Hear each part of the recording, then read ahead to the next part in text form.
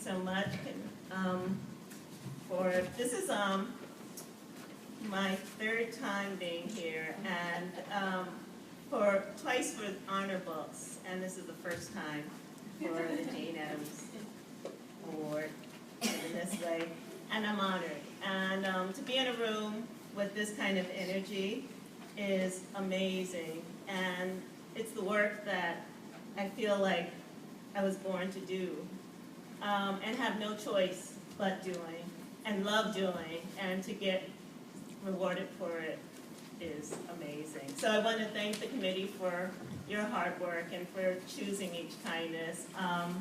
I want to thank my editor, Nancy Paulsen, and the team at Penguin who got behind this book, and my partner, Juliet, and our kids.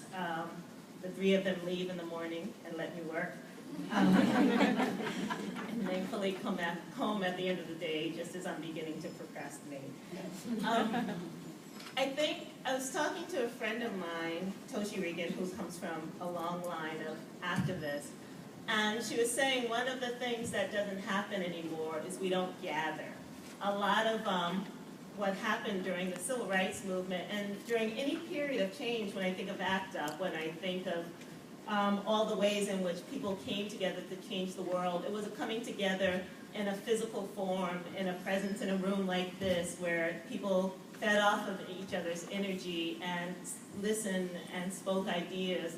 That created change, and I get scared now with the internet and the ways that keep us from gathering, keep us from coming together, of the impact or the lack of impact of change that still needs to happen, will or will not happen. So I think about that often. I think about what the work is that we all still have to do, and the work that I have to do. I know writing for me is a big part of doing my work. I always talk about Audre Lorde, how she said we should wake up in the morning knowing we have work to do and go to bed at night knowing we've done that work.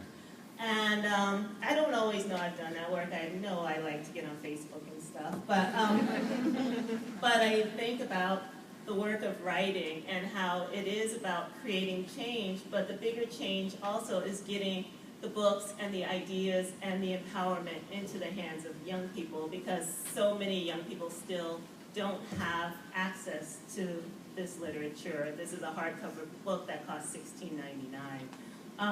And a lot of young people still don't have libraries, and a lot of young people still don't have access to authors who can walk into their classrooms and be their mirror and look like them and come from the same neighborhood as them, like Flatbush, and who can speak their language and help them tell their own stories. And I think for me as a writer, as a mom, as an activist, as a person who wants to create change and hope to help us all do a little deeper thinking about that change, that I would love more gathering and more ways that we can figure out of getting people into the world to tell their stories.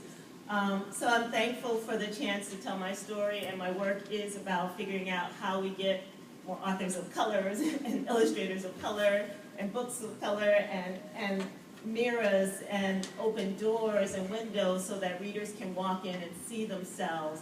And I always say with Each Kindness, I was Chloe and I was Maya, and I think all of us can say the same thing. There was a point in our life when we were not so kind, and there was a point in our life when someone was not so kind to us. And if we say that we were never Chloe, we're lying. So